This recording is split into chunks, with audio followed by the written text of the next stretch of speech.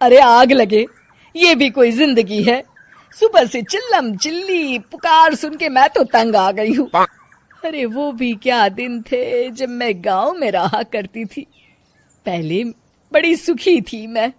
पहले मेरी जिंदगी क्या थी और अब क्या हो गई है। शहर में तो लोग भेड़ बकरी की तरह जीते हैं। जीने का असली मजा तो गांव में है। क्यों, क्या हुआ माँ जी? आज गांव की बहुत याद आ रही है आपको? अरे हाँ बहू, शहर का जीना भी कोई जीना है। लोगों की आधी जिंदगी तो सड़कों के ट्रैफिक में निकल जाती है और यहाँ रखा ही क्या है। एक बात कहूँ, दिल्ली शहर अब पहले जैसा नहीं रहा। क्या माँ, जब देखो गांव के गुणगान गाती रहती हो। ठीक है, इस बार ना बच्चों के कॉलेज की छुट्टियों में हम सब गांव चलेंगे, ठीक है? हाँ, ये ठीक है। फिर कुछ दिनों के बाद सारा परिवार अपने गांव चला जाता है। अरे वाह, कितनी ताजी और साफ हवा है, कितनी शांति है यहाँ। चल बहू, अब बढ़िया सा खाना बना दे, मजे से आंगन में बैठ के खाएंगे। सुशीला गांव का माहौल देख बड़ी खुश होती है। 2 दिन के बाद गांव की कुछ औरतें सुशीला के घर आती हैं। बड़े दिनों के बाद गांव आई है सुशीला। हमें तो लगा कि तू शहर जाके गांव को भूल गई।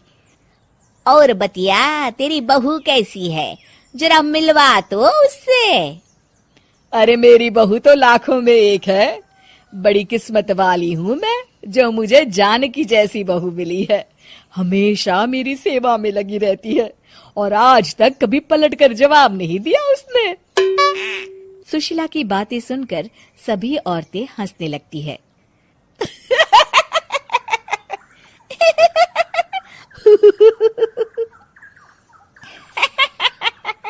अरे कुछ भी बोले जा रही है। तबीयत तो ठीक है? तेरी बहू चांद से आई है क्या? क्यों बहनों, दुनिया की कोई भी बहू अच्छी होती है क्या? सब औरतें ममता की हाँ में हाँ मिलाती हैं। अरे मैं तो कहती हूँ दुनिया की हर बहू सास का खून चूसने वाली डायन होती है, डायन। मैं तो एक बिल में 1000 सांप के साथ रह सकती हूँ, लेकिन अपनी बहू के साथ नहीं रह सकती। हाँ, तूने सही कहा। मेरी बहू तो तेरी बहू से भी 2 कदम आगे है।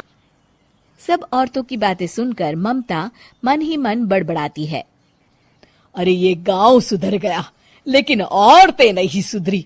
अगर थोड़ी देर और इनकी बेवकूफी भरी बातें सुनूंगी तो मैं सच में पागल हो जाऊंगी। फिर सुशीला उन औरतों को घर से दफा कर देती है और राहत की सांस लेती है। अरे बहू, जरा बाम लाके मेरे सर पर तो लगा दे। उन औरतों की फालतू बातें सुनकर मेरा सर चकरा गया है। इस गांव की औरतों का तो भगवान ही मालिक है। फिर अगले दिन सुशीला की सास उससे कहती है, अरे बहू, तू यहाँ क्या आराम फरमाने आई है? आखिर ये तेरा ससुराल है। चल चल, घर के कामों में हाथ बटा। शहर में कुछ काम धाम तो करती नहीं है। जरा अपने आप को तो देख, कितने मोटी हो गई है। सारा दिन घर का काम करने के बाद शाम को सुशीला, हाय मेरी कमर, हाय मेरे पैरों ने तो जवाब दे दिया। आज तो मुझसे मक्खी भी न मारी जाएगी। अरे बहू, जरा आकर मेरे हाथ पैर तो दबा दे। जी माँ जी, अभी आती हूँ। तभी सुशीला की सास जानकी को रोकते हुए कहती है, अरे रुक जा बहू, एक दिन काम करके इसको इसकी नानी याद आ गई। हम लोग तो रोज इतना काम करते हैं, कोई जरूरत नहीं इसके हाथ पैर दबाने की। सुबह तक सब ठीक हो जाएगा। सुशीला अपनी सास की बातें सुनकर हैरान रह जाती है। इस तरह धीरे धीरे गांव आने के बाद सुशीला की परेशानी शुरू हो जाती है। फिर एक दिन, अरे आज तो मैं कपिल शर्मा देखूंगी क्योंकि आज संडे है। सुशीला जैसे ही टीवी ऑन करती है तभी बिजली कट जाती है। अरे सत्यानाश, इस बिजली को भी अभी जाना था। इतने दिनों से मैं टीवी सीरियल देख नहीं पाई। हमारा देश इतनी तरक्की कर रहा है, अरे पता नहीं ये गांव कब सुधरेगा।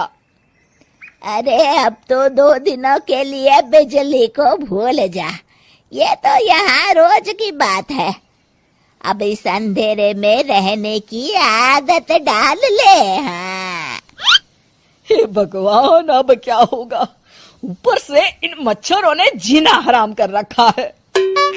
दूसरी तरफ घर के काम कर करके और बिना किसी सुविधा के सुशीला तंग आ जाती है और उसे शहरी जीवन याद आने लगता है। क्यों माँ, मजा आ रहा है ना? अरे आपने ऐसी सूरत क्यों बना रखी है? मुस्कुराइए, अब हम गांव में हैं। मोहन के साथ जानकी भी अपनी सास की खिंचाई करती है। हाँ हाँ माँ जी, आप ही तो यहाँ की बड़ी तारीफ कर रही थी। फिर अभी तो कुछ ही दिन बीते हैं, वैसे भी अब तो आप यहीं रहने वाली है ना? अरे नहीं नहीं बहू, मैं एक दिन और यहाँ रुकी तो मर जाऊंगी। मुझे शहर ले चलो। क्या दिन थे, कितनी सुखी थी मैं वहां। ठीक है माँ, हम कल ही वापस शहर चले जाएंगे। इस तरह सुशीला शहर आ जाती है और फिर कभी दोबारा गांव जाने की जिद नहीं करती।